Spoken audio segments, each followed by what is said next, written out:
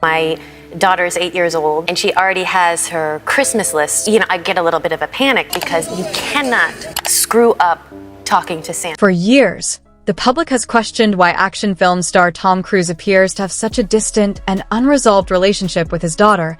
And now, as Suri Noel recently turned 19, she has begun quietly shaping a life that exists entirely apart from her father. What has emerged is not a dramatic confrontation, but a series of choices and absences that together paint a far more sobering picture than speculation ever did. After Tom Cruise's highly publicized separation from Katie Holmes when Suri was just 6 years old, his presence in his daughter's life steadily faded, and by the time she reached her early teens, her memories of him were reduced to fragments from early childhood. While Cruise's career continued to soar, and he was publicly praised for his discipline, intensity, and devotion to his beliefs, Suri grew up without the ordinary markers of fatherhood. No visible birthday calls, no school appearances, and no consistent physical presence. Reports surfaced in 2013 suggesting Cruise had seen Suri only once since the divorce, and in the years that followed there were no confirmed visits, photographs, or sightings, leaving the public to wonder why a relationship that could have been maintained simply was not. As she grew older, Suri learned not to ask questions aloud, sensing that some subjects carried a weight her mother preferred not to place on her shoulders. Holmes focused on creating stability through routine, education, and normalcy, and notably refrained from publicly criticizing Cruise or shaping her daughter's views of him, instead leaving space for Suri to form her own understanding, a space that ultimately filled with silence. Speculation about the reasons behind Cruise's absence has long centered on his involvement with Scientology, with former acquaintances suggesting the separation coincided with a period when Suri would have been expected to enter Scientology schooling, something Holmes reportedly opposed. Critics have pointed to the church's doctrine of disconnection, which discourages relationships with non-members, even within families, though Cruise has consistently denied abandoning his daughter. In 2012, he filed a $50 million defamation lawsuit against magazines that claimed he had abandoned Suri,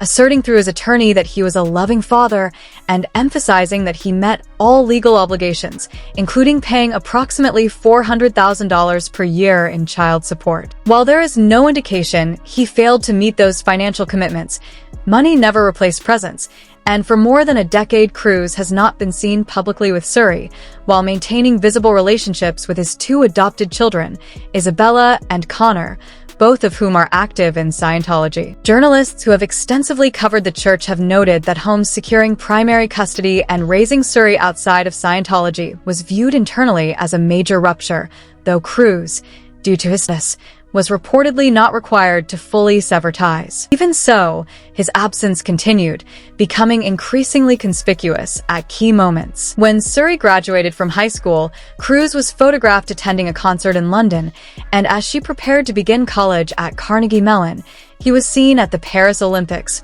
engaging in public appearances and professional commitments rather than attending milestones in his daughter's life. That absence became even more symbolic when her graduation program listed her not as Suri Cruise, but as Suri Noel, adopting her mother's middle name and quietly shedding her father's surname. According to the choice was intended as a personal reset rather than a public statement, but the message was unmistakable. She wanted an identity free from expectation, explanation, and emotional distance. Whether the name change is legal or not matters less than the intent behind it, especially alongside reports claiming Cruise has not seen his daughter in more than 11 years, a span long enough to define an entire childhood. Social media reacted sharply, interpreting both his absence and her name change as a verdict delivered without words, reinforcing the question that continues to linger around this family. Where was Tom Cruise when it mattered most? And what does it mean when a child stops expecting a parent to show up at all? How Tom Cruise ultimately became estranged from his family is a story that unfolds less like a sudden rupture and more like a slow tightening of control, one that only became clear in hindsight. To the public, the world witnessed the birth of a celebrity child and a glamorous Hollywood marriage, but behind the scenes, former insiders and later reporting suggest a far more unsettling dynamic was already in place. At the time of Suri's birth, Katie Holmes was still practicing Scientology and followed the church's silent birth practice, a belief that discourages noise and emotional expression during labor on the grounds that it may cause spiritual harm. Former Scientology members have discussed this practice in interviews with major outlets, and Holmes later acknowledged that the experience was not empowering but something she endured largely to accommodate Cruz's devotion to the religion. She described a delivery room atmosphere that felt unnatural, where instinct and comfort were secondary to doctrine, an early signal of how belief systems could override personal autonomy. While rumors circulated that Scientology prohibited pain medication during childbirth, Cruz later publicly rejected those claims, clarifying that the expectation of silence applied to those present, not the mother herself, and stating that Holmes did receive an epidural. Even so, Surrey's birth was later viewed by critics not as a joyful beginning, but as an early warning sign of deeper tensions. In Surrey's early childhood, the family projected a carefully curated image of perfection, appearing on red carpets, traveling between luxury homes, and living under constant security. Yet friends of Holmes later told Vanity Fair that her personal freedom had quietly narrowed. She was rarely alone, Scientology associates were frequently present, and conversations felt monitored, leading her parents to worry that she was gradually losing control over her own life. Still, none of that was visible to Surrey, who knew only warmth, routine, and a father who felt larger than life, until the atmosphere abruptly changed when she was 6 and the household grew quiet. For Holmes, leaving was not simply ending a marriage, but escaping a powerful public relationship intertwined with a highly secretive organization. The divorce itself, filed in June 2012, just days before Cruz's 50th birthday and finalized in only 11 days, shocked Hollywood not only for its speed but for its timing. Only years later did former Scientology members like Leah Remini suggest that Holmes's departure was strategic rather than impulsive, driven by an urgent desire to protect her daughter from deeper entanglement with the church. Remini later said Holmes likely understood far more about Scientology's internal practices than the public realized, and that leaving meant sacrificing her marriage to secure Surrey's future. This context reframed the entire narrative, from the silent birth to the sudden divorce and Cruz's gradual absence, transforming what once looked like a celebrity breakup into a story about control, belief, and a mother's calculated decision to walk away before the cost became irreversible. The divorce was not a collapse of love, but a calculated extraction from a system of control that had become suffocating. And behind the scenes, Katie Holmes was reportedly planning her exit with extraordinary precision. Her father, Martin Holmes, an attorney, was said to have played a central role, with sources at the time claiming he helped his daughter sever digital ties by replacing phones and email addresses to prevent tracking or interference, a move that left even close friends suddenly unable to reach her. These were not the actions of someone leaving a marriage impulsively, but of a mother who believed she was at risk of losing control over her child. Holmes reportedly chose New York deliberately,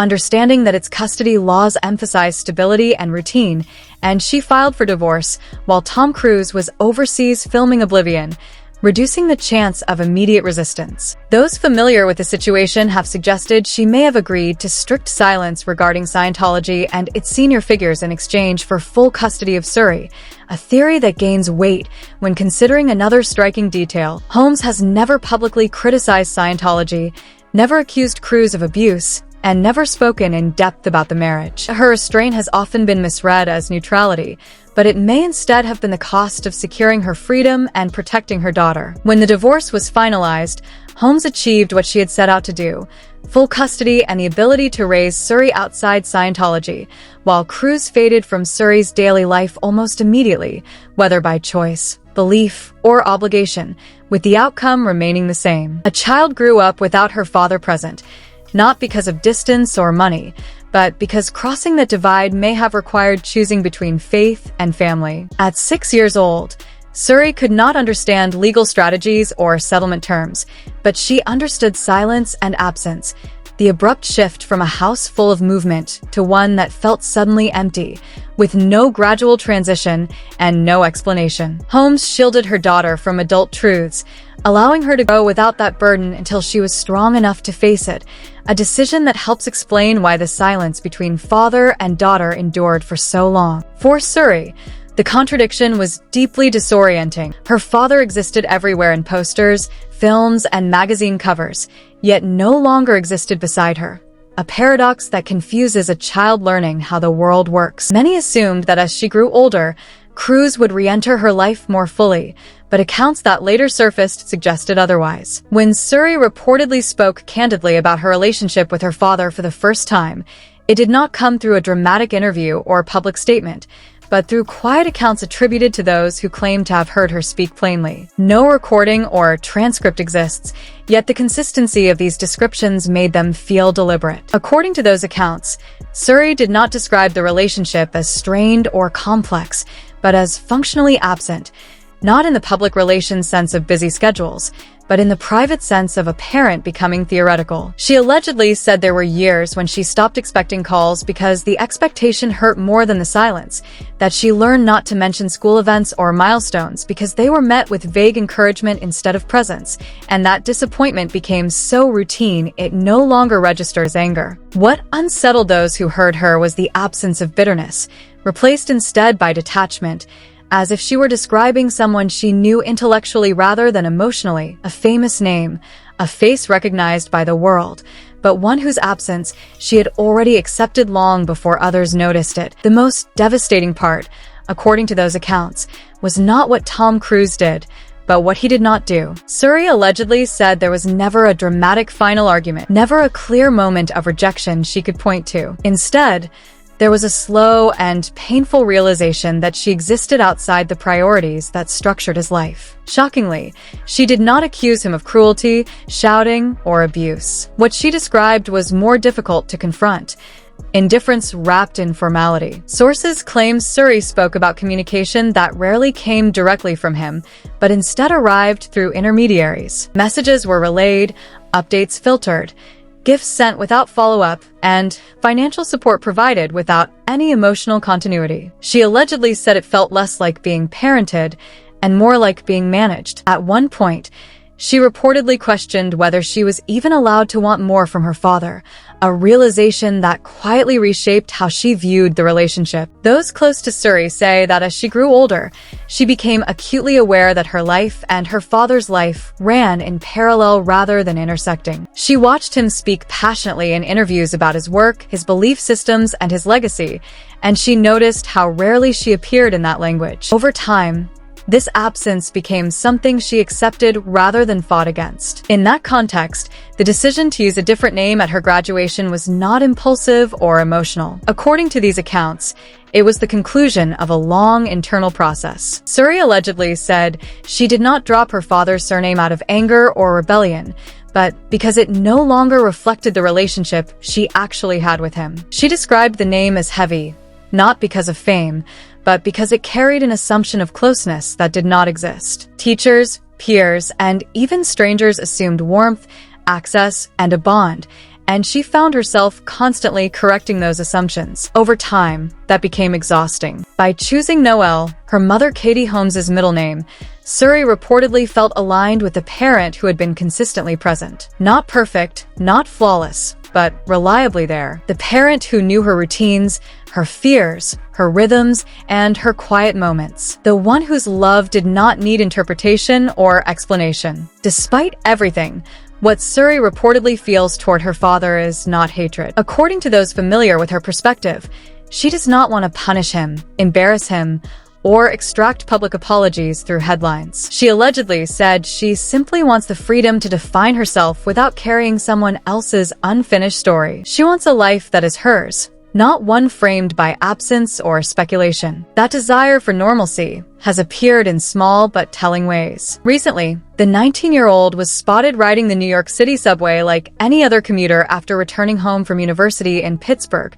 a quiet image that stood in stark contrast to her father's global fame and estimated $600 million net worth. Around the same time, reports circulated claiming that Suri had gained access to a substantial trust fund allegedly set up by Cruz as part of the 2012 divorce settlement, with full access supposedly delayed until her 30s to prevent her from being overwhelmed by sudden wealth. However, those claims were quickly refuted. Katie Holmes publicly denied the reports in a pointed Instagram post, writing "completely false" over a screenshot of the article and adding in the caption, "Enough," directly calling out the outlet for fabricating the story. Fans rallied behind Holmes, praising her for consistently standing up for her daughter and pushing back against narratives she believes put unnecessary pressure on Suri. Today, Suri appears to be living far from the glitz and spectacle associated with her father, choosing anonymity, routine, and independence over inherited celebrity. Whether intentional or not,